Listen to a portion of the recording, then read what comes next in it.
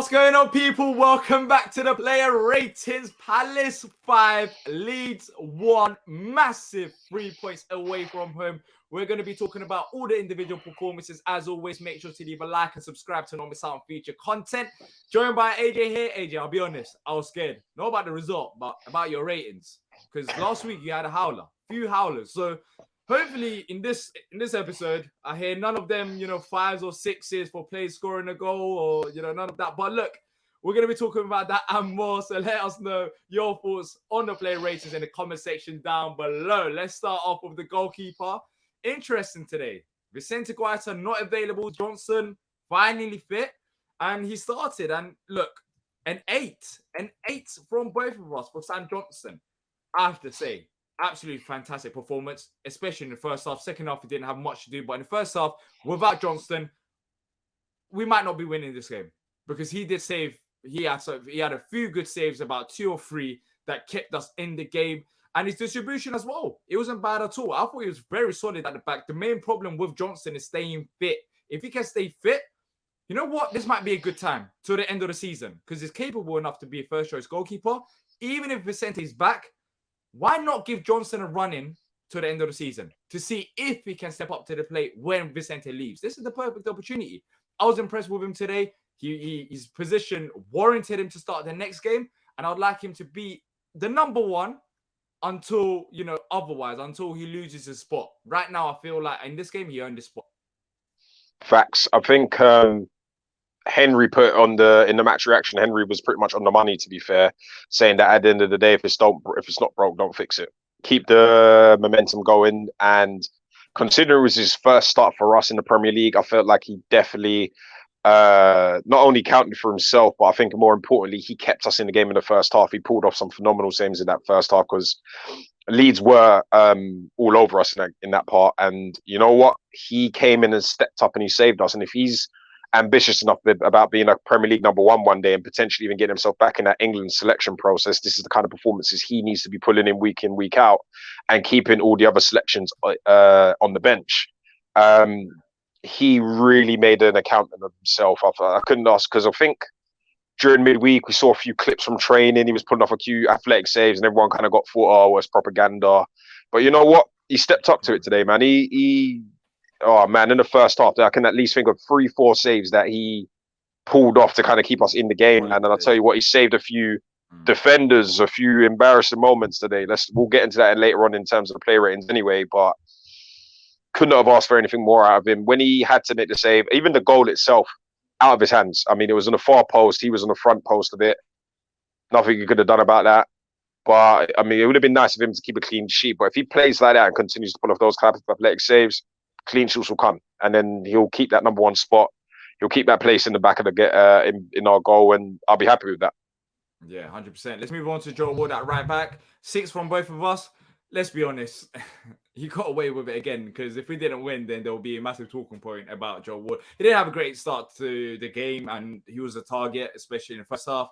But as the game went on, especially in the second half, Leeds didn't offer much. And to be fair, his performances, I guess, did improve because, they couldn't attack him as they did in the first half. But yeah, it was an average performance.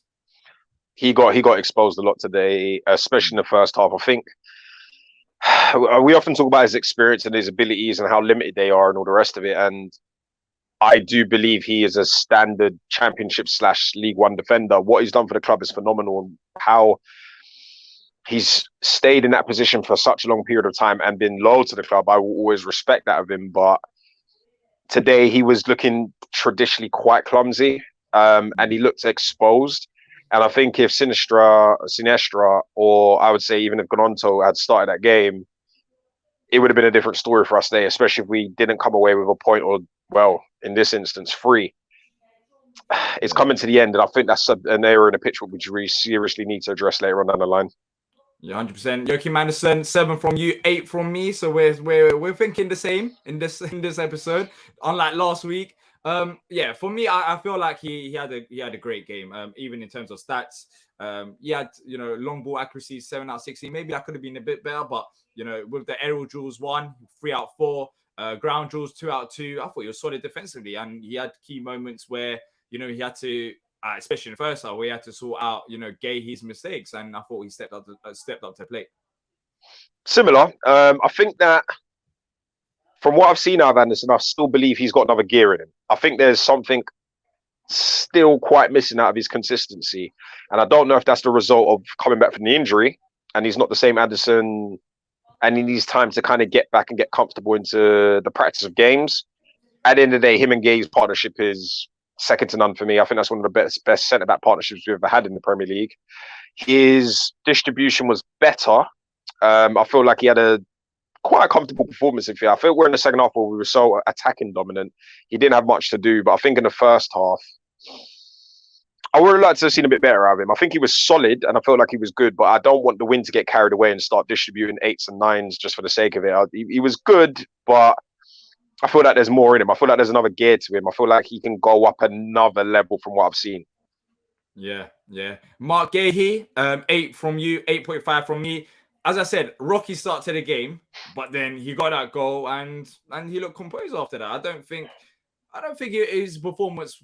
Look, the goal probably boosts up for me. That's why I probably gave him a 0.5 higher than Anderson.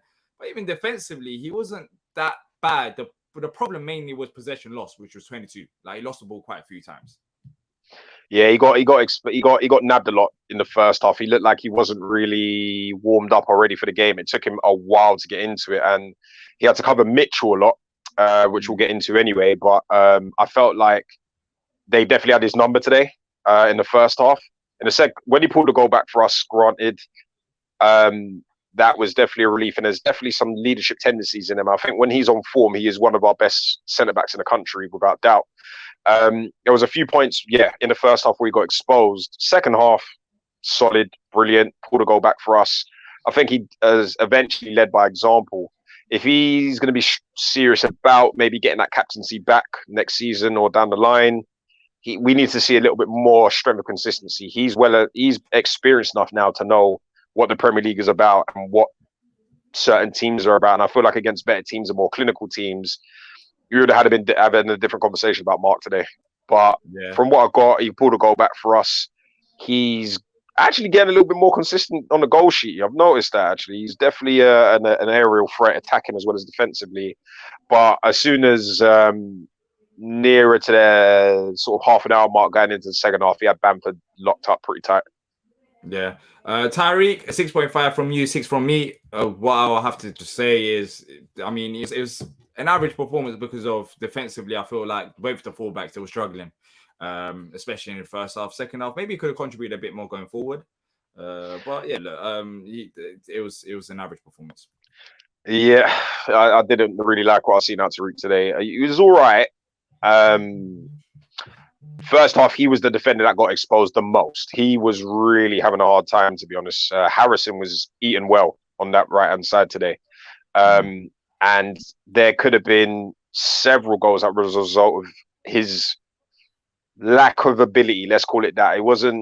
He just wasn't up to the standard today. I think both fullbacks had pretty poor games in comparison to the rest of the squad.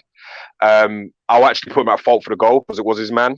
He wasn't marking properly, and he managed to get himself blocked out. So the 6.5 is the best I can give him. Exactly, and even that's been nice as well because of course with that goal that we conceded, he just lost his man. There's no other way of saying it. He just lost his man, and it wasn't good enough. And moving on to the midfield, Decore 7.5 from both of us, so we can agree there. Look, very solid in midfield, and there's going to be other players that, of course, people are going to focus into because of the result that we got, especially defense and attack.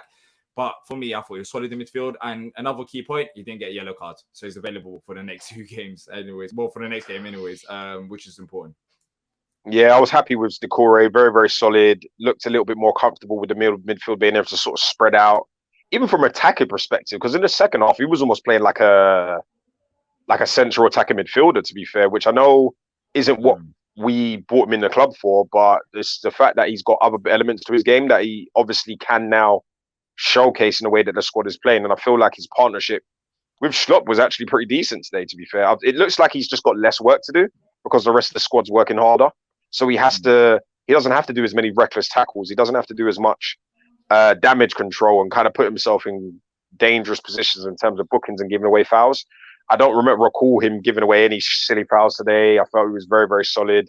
Leeds really, really struggled to sort of contain and get at him today, to be fair. And I feel like he will be a player, depending on what kind of coach comes in future, that will come on leaps and bounds and evolve his game, and then will start getting shots off, and then it will take his game to another level. I think there's more to come from the core. I feel like he's definitely been a blessing in disguise in terms of investing and bringing him in last summer. Yeah, 100%. It's been fantastic for us. It's just his discipline that's pretty much let him down at points this season, where he had to be subbed off because of yellow cards and missing games here and there. Like that's the only problem. But he'll improve. And he's been good ever since Roy's come in, anyways, in that side of the game. So yeah, he needs to make sure he doesn't pick up another yellow card until at least Wolf comes back, because missing both of them would be massive. But today he done fantastic in midfield. Even in terms of like stats, 84% passing accuracy, 38 touches, 4 out of 4 long balls accurate, 2 out of 4 ground duels won, 1 aerial duel won. So yeah, I thought he had a very good game. Moving on to the next midfielder, Jeffrey Schlupp. 8 from you, 7.5 from me. He looks like a new guy. And you know why I think it is? It's because we are playing to his strengths. Where you get the best out of Jeffrey Schlupp is when he's running at opponents. It's not passing around and all the defensive duties, even though he done well defensively today as well. I don't think he was that bad. He put in some decent tackles. But, when he picked up the ball, he was a threat. And if you're going to play on a counter-attack, that's the exact play that you need. And today, you gave him an 8. I gave him a 7.5. Last week, you talked about second half not being good enough.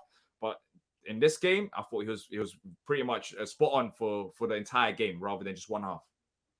Facts. Agreed. I think in relation to my rating of him this week, it was definitely a lot more promising for what I got in return. You know what I mean? When I go and spend money on food, I don't want some dead fries and some average burger. Give me both. It's hard to please you, but he did this week. It is. But he was better in both halves. I think one thing I was actually quite disappointed when he came off, to be fair. He actually was pretty solid. And I think another thing today about him was he was solid and he stayed on his feet. He didn't sort of trip over the ball. He didn't look clumsy on the ball.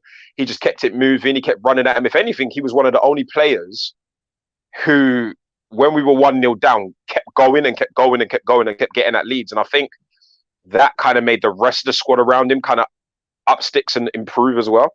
There was definitely something about his gameplay today that just, giving Schlupp an 8 out of 10 for me is a crazy. You could, if somebody had said that to me, you know what I mean? But nah, man, Schlupp was definitely up there with one of the top performers, man. I was very impressed. He stayed on his feet. His passing was on point. His defending was brilliant. He didn't do anything clumsy. He just kept it simple, and he was solid. And you know what I mean? The man's built like a brick house. And he definitely showed them today. Leeds couldn't take him off the ball properly today. He was creating chances. He was doing some really, really great passing. And he was really getting stuck in. And he nearly scored a few himself today. So my hat goes off to him, man. He stepped up. Yeah. He just has to be more, consistent from now to the end of the season. But he stepped up. Even in the first half when we were struggling. I thought Schlupp was one of the, players that looked decent. Moving on to the final midfielder, Eze. Eze, 8.5 from both of us. Boy, it took us about 30 games, but we're finally here. And we're seeing the best out of Ebbs. And he's been fantastic ever since Roy's come in. Last game, brilliant. This game, brilliant. And if you're talking about, missing Wilf, you need creative players to step up. We're going to talk about Olise, but Eze on the score sheet today. But even apart from that, I thought he had a very good game. It's just finally him being on the pitch, as crazy as it might sound, he looks dangerous. Before, he just didn't look dangerous. The past few months, he just came on, he wasn't really as involved as much, but lately he's been taking that responsibility and he's been saying, look, I need to step up. I know I can score, and he's doing it himself. And today, thankfully, he stepped up once again without Wilf. Same. I think there's a lot. Eberechi Eze 25. Not 25 anymore, but 25, bro. You need to update your not 25 anymore. We've moved on from the 25 days, bro. It's not, we're not using Windows Explorer no more. What's going on? No. Update your system. No, but in all seriousness, with Eze, right? For the past couple of weeks, or more importantly, past couple of shows, I've been saying that in the absence of Wilf and the potential departure of Wilf, who in our squad are going to be the guys and the ones that are going to step up and are going to be our go-to players.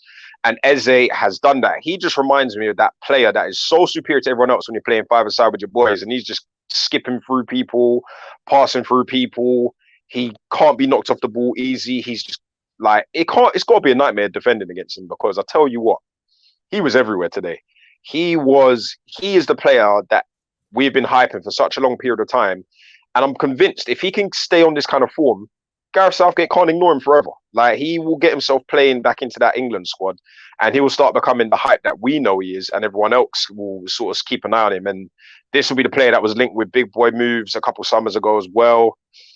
I'm convinced this is the real Eze is the real deal. And in the real past couple of games, now that he's got the confidence, he's got the freedom, he's got the permission of the manager to kind of float around that midfield, man, and just skip through certain guys and have people running into each other.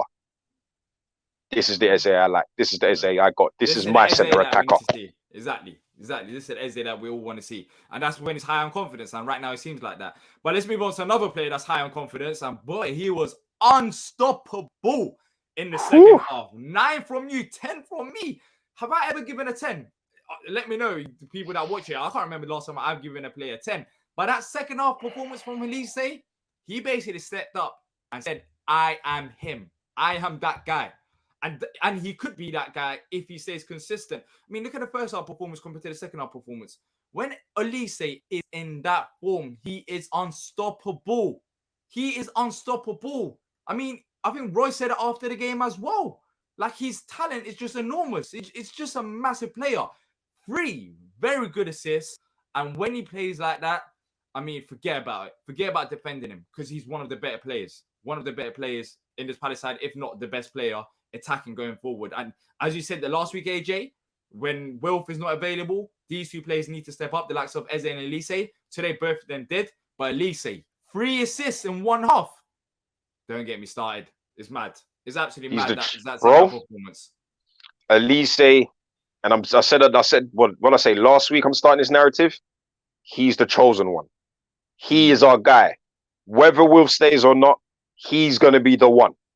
He's going to be the attack. He's the talent, the speed, the skill, the goals, the assist. Tell me something Olise can't do. He does it all. Like, defending today, he got the assist today. He had Leeds panicking. Like, nobody could lock him down today. Listen, his ceiling, right? I don't even know what his ceiling is, but he could be on the cusp of breaking into that French team.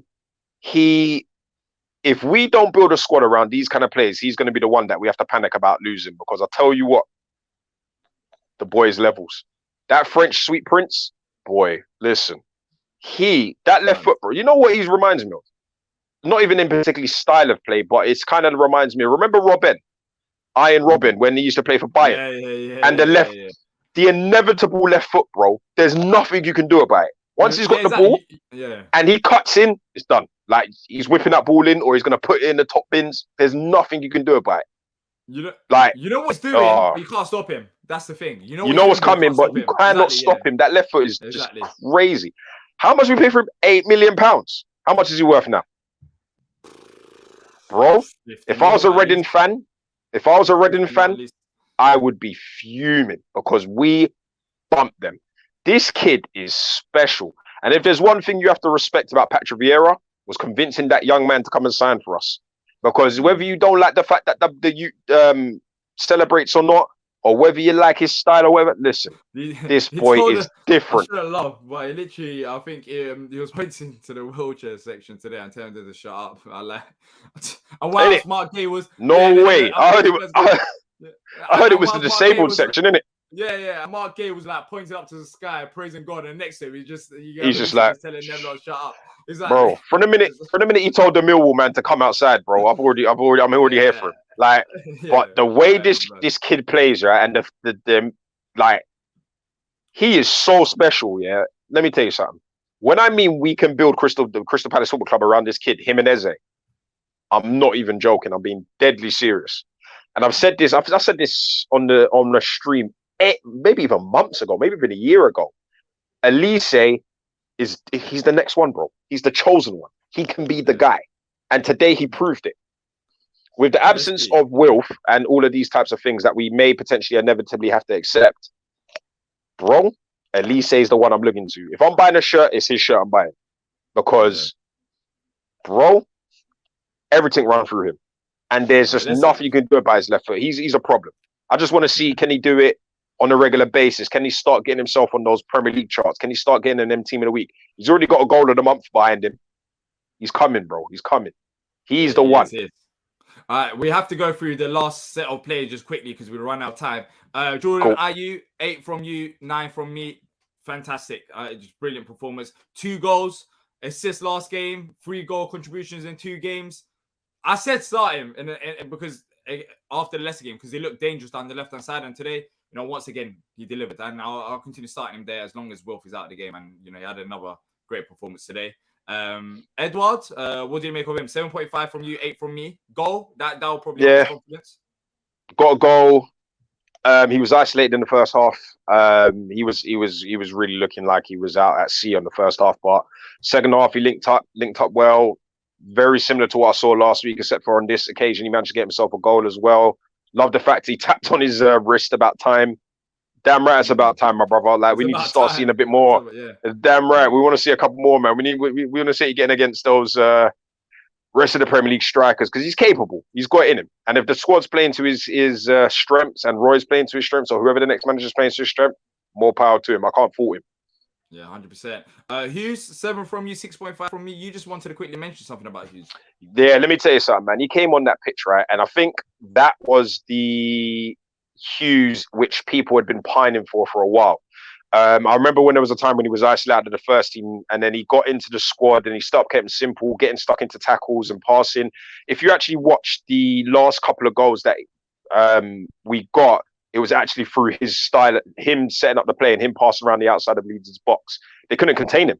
Like, when he had the ball, he just kept the passes simple, found the killer pass, which went on to either the winger or the attacking midfielders, and he was doing it. My hat's off to him. For him to give him a 7, for me to give him a 7, coming on as a sub, he was all right, man. I was very impressed with Hughes coming on. It was good. Yeah. Special mentions. Finally, you're impressed. Finally, you're impressed by players. Finally, they're impressing you, bro. It's good. I want 5. Give me 5 week in, week out. After 5 week in, week out, then AJ will start giving higher ratings. Luka, Mateta, and Maka, we all gave them 6. Just shout out to Maka because it's good to see him back on the pitch. With the injuries, I really don't know what to expect from him, but still, we put in a solid shift when he did come on. But look, let us know your player ratings in the comment section down below. Who do you rate higher or lower than us? Do you agree, disagree? That's it from me and AJ. If you haven't already done so, make sure to subscribe to not miss out on future content. And until next time, up the Palace.